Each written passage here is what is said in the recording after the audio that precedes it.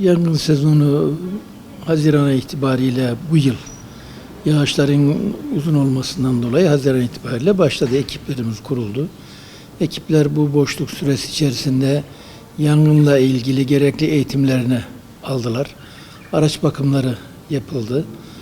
Dağılım yapıldı. Ekiplerimiz şu an itibariyle dağlardaki 7/24 yeşil vatanı korumak için görev başına hareket ettiler. Şu anda ekiplerimiz kurulmuş vaziyette. Yalnız ormanınız varsa yangın olur. Bundan kurtuluşu yok. Ama asıl olan önleyici tedbirler alarak ormanları yakmamak. Asıl olan bu. Türkiye'deki iklim şartlarımıza baktığımızdan da 3 şart var. Bizim ormancıların yangınla ilgili tespitlerinde. Bunların bir tanesi ısının 30 derecenin üzerine çıkması. Diğer biri nemin 30 derecenin %30'un altına düşmesi ve rüzgarın hızının 30 kilometrenin üzerine çıkması. Bunun sağlandığı an her şey hazır demektir. Yani yangın çıkmaya her şey hazır. Bundan sonrası o yangını çıkartmamanın yolu insan kaynağından geçiyor. Yani doğanın şartlarına müdahale edemiyorsunuz. Doğanın şartları 3.30 bir araya gelmişse artık yangına hazırım demektir. Artık o %90'ın üzerinde Türkiye'deki çıkan yangınlarda insan kaynaklı oluyor. İnsan kaynaklı yangınlara baktığımız zaman da burada insan unsuru devreye girerek bu şartların içerisinden ormanları korumak gerekiyor. Onun için vatandaşlarımızın, arkadaşlarımızın, halkımızın daha duyarlı olarak biz onlara kültürümüz olan piknik yapmayın demiyoruz. Güzel bir köşede pikniğinizi yapın. Ama ne olur piknik yaptıktan sonra mangal ateşinizi söndürün, üzerine su dökün, üzerine toprak atın, ihmal etmeyin. İçtiğiniz tütün ürünlerini sorumsuzca yere atmayın. Çünkü artık o 3 şart bir araya geldiğinde yangın çıkmamak için hiçbir neden yok. Otlar kurumuş. Bu seneki yağıştan dolayı otlar diz boyu aldı ormanın içerisinde. Ve artık barut haline geldi. Ufak bir kıvılcım koca bir ormanı yok ediyor. Onun için vatandaşlarımızın daha duyarlı olup daha bu ülkenin coğrafyasına, vatanına, yeşil vatana sahip çıkmakla görevli olmamız gerektiğini söylüyoruz. Çünkü herkes, her vatandaşımız güzel yeşil bir doğada yaşamak ister. Çölde kimse yaşamak istemez. Onun için orman fevkalade önemli. Orman baktığımız zaman yağmuru çekiyor, tozu tutuyor, erozyonu önlüyor, oksijeni üretiyor. Dolayısıyla şimdi ürettiğiniz oksijenin duvar çekip, perde çekip ülkenizde tutamayacağınıza göre o zaman ormanlara sahip çıkmak zorundasınız. Yani Yunanistan'da yanan, İspanya'da yanan bir yangının bizi ilgilendirme, o oranın yangını diyemiyoruz. Sonuçta o yangın oksijeni yakıyor. İnsan oksijen olmazsa insan sağlığı tehlikeye giriyor. İnsanın yaşama azmi gidiyor. Bu nedenle ormanları titizlikle korumak zorundayız. Valilerimize daha önce bir çağrı yaptım. Tekrar buradan sesleniyorum. Bazı valilerimiz tedbirler aldılar sağ olsunlar.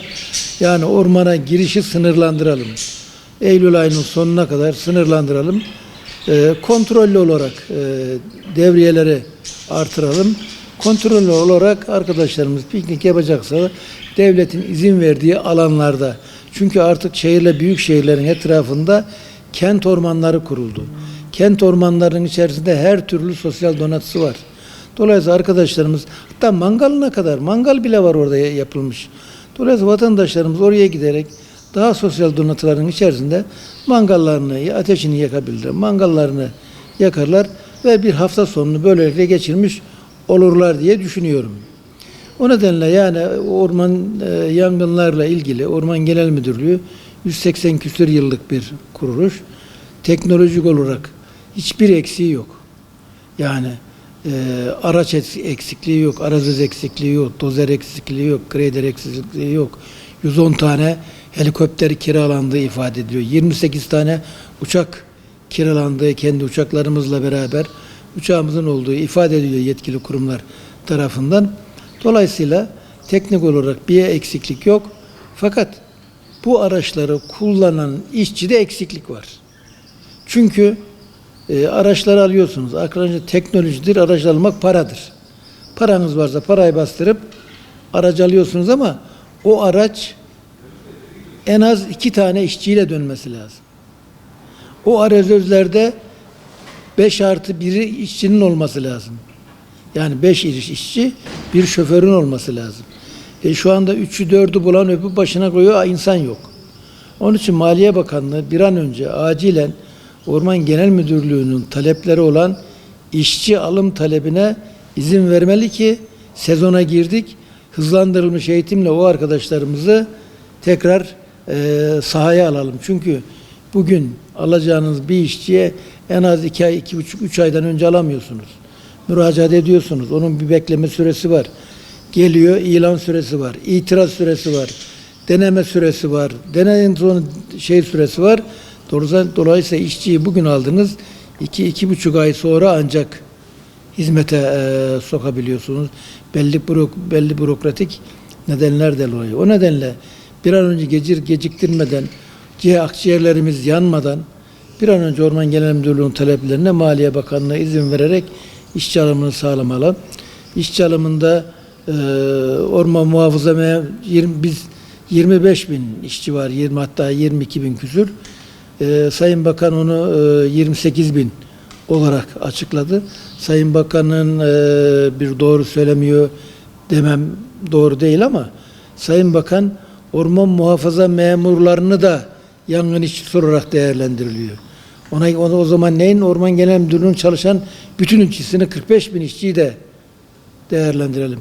Yani o orman muhafaza memuru hortumu eline alıp gece işçiyle beraber dağda yatıp dağda kalkıp yapmıyor.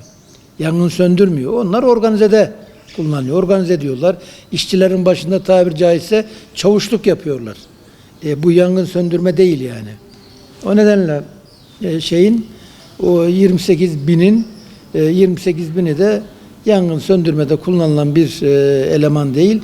Şu anda yaklaşık sanırım 7-8 bine yakın, sayıları tam aklımda değil ama Sayın Bakan rakam verdi onlara.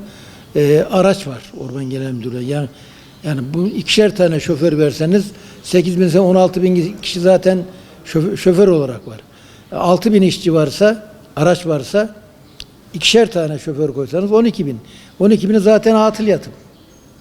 Yangında bizzat hortumu tutup yangını söndüren insanlar değil. Bunlar olmalı mı? Bunlar tabii ki olacak. Arazöz tabii ki olacak. Bunlara su taşıyan tanker tabii ki olacak. Tıkanan yerde yolu açmak için dozer tabii ki olacak. Dolayısıyla burada işçi sayısı yetersiz. İşçi sayısının artırılması gerekir. Kesinlikle artırılması gerekir. Aksi takdirde biz akciğerlerimiz yanıyor demeye devam ederiz ve bunun bedelini başka yerlerden öderiz. Eğer ormanları muhafaza edemezsek, insanımızı sağlığa oksijen aldıramazsak bunun bedelini sağlıktan öderiz. İnsanlar hastalanır, sağlığa götürür, sağlıktan öderiz, parayı oraya kazandırırız. Dolayısıyla diktiğiniz bugün bir fidan bir başka meta gibi değil. Bugün diktiğiniz bir fidan 50 sene sonra sizin ekonominize ancak katkı veriyor. Ormanın ayrıca bir de ekonomik tarafı var. Bir güzellik tarafı var. Ekonomik tarafı var. Dediğim gibi trilyonlarca dolar harcayıp baraj yapıyorsunuz. Eğer o baraja erozyonu önleyemezseniz bir müddet sonra barajın balçıkla dolduğunu görürsünüz. Dolayısıyla bu gibi tedbirlerin bir an önce alınarak Yeşil Vatan'ın korunması yönünde ateş savaşçılarımız canla başla çalışarak bu konuyu düzeltilmesi gerektiğine inanıyorum. Yeşil Vatan önemli bir kavram. Nasıl ki mavi vatan, gök vatan varsa bir de yeşil vatan var. Yeşil vatan dediğimiz zaman işte bu ülkenin doğası, güzelliği, her şeyi içine koyuyorsunuz. Ama orman yangınlarını korumak da eğitimden geçiyor. Eğer biz çocuklarımıza anaokulundan itibaren doğayı, çevreyi, vatanı eğer beyinlerine bunları işleyemezsek ağaç kuruduktan sonra, ağaç yaşlandıktan sonra olmuyor. Ağaç yaşken eğilir sözünden hareketle biz yıllardan beri çağrı yapıyoruz Milli Eğitim Bakanlığı'na, hükümete. Okullarda yeşil vatan dersi koyun. Çocuklarımız okula başladığı an doğayı, çevreyi, yeşil vatanın ne anlama geldiğini, bunların nasıl korunacağını, insana düşen görevler nelerdir, bunları detaylı bir şekilde çocuklarımıza anlatarak çocuklarımızın hafızasını yeşil vatanla ilgili doldurmamız lazım. Sağ olsun bu yıl Milli Eğitim Bakanımız, hükümet bu konu sesimizi duydu. Bununla ilgili resmen müracaat da yapmıştık yazılı olarak Milli Eğitim Bakanlığı'na. Bu seneki okullar Yeşil Vatan dersiyle açıldı. Sayın Bakan'ın ifadesi bunu yıl boyuna yayacağız dedi. Bu bizim için önemli bir kazanım.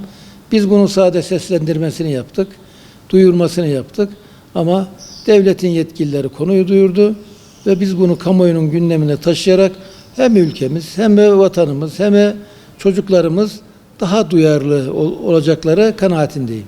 Ben şuna inanırım, hiçbir işveren çalıştırdığı insanlara zulmederek işçilik yaptırmaz.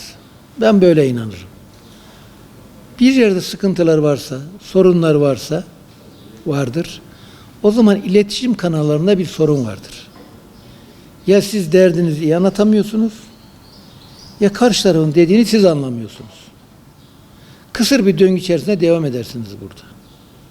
Burada çok şükür bizim sendikamızın iletişim kanallarıyla ilgili hiçbir sıkıntısı yok. Biz bugüne kadar can yakıcı olan işçilerimizin kadro problemi, can yakıcı olan bu 161 tane bugüne kadar orman şehidimiz var.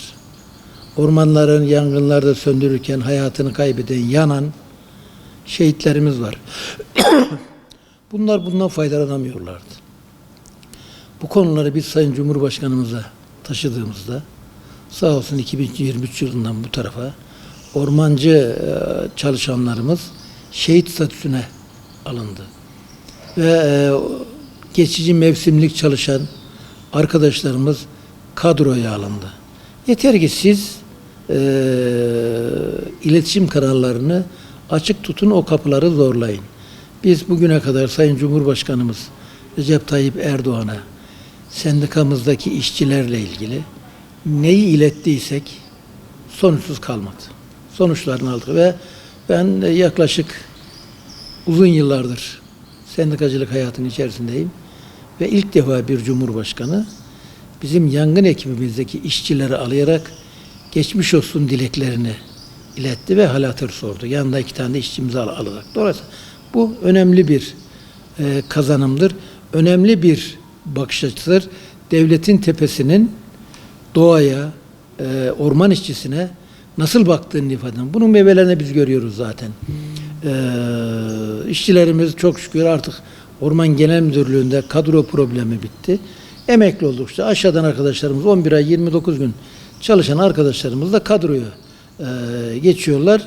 Bu da bizim iletişim kanallarımızın doğru çalıştığının, iyi çalıştığının bir sonucu olarak değerlendiriyorum ben. Şöyle söyleyeyim. Doğayı korumak, ormanı korumak sadece benim görevim değil. Ben sadece bunu dile getiren, içeriden gördüğüm aksaklıkları, noksanlıkları dile getiren birisiyim. Ormanlar bizim ortak paydamız. Benim dile getirdiğimi yazılı ve görsel basında kamuoyuna taşıyacak. Ortak hareket edeceğiz. Onlar basın mensupları, o açılışta da söyledim, benim yol arkadaşlarım. Bu konuda kader arkadaşlarım. Çünkü onlar olmazsa biz sesimizi duyuramayız. Onlar zor şartlar içerisinde haber yaparak o zor şartlar içerisinde çalışan bizim işçilerimizin görüntülerini, çalışma şartlarını kamuoyunun gündemine taşıyorlar. Vicdanlara hitap ediyorlar. O nedenle basındaki arkadaşlarım bu konuda benim ortak paydamızdır. Onları da onur etme adına Orman Genel Müdürlüğümüzden Atatürk Orman Çiftliği arazisi içerisinde bir yerden bütün yazılı ve görsel basındaki arkadaşlarımızın, Ankara'da olanların hepsine bir fidan diktik. Bir basın ormanı oluşturduk. Ve basın medya, yazılı ve görsel televizyonlarda hepsi gelerek kendi fidanlarını diktiler, çekimlerini yaptılar. Dolayısıyla bu da bizim basını ötekileştirmediğimiz, basın bizim yol arkadaşımız, basın bizim bu konuda kader birliği yaptığımız.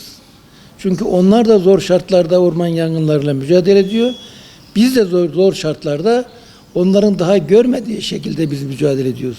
Sağ olsunlar bizim o çalışma şartlarımızı, o görüntülerimizi kamuoyuna taşıyorlar. Bu nedenle ben kendilerine minnettarım.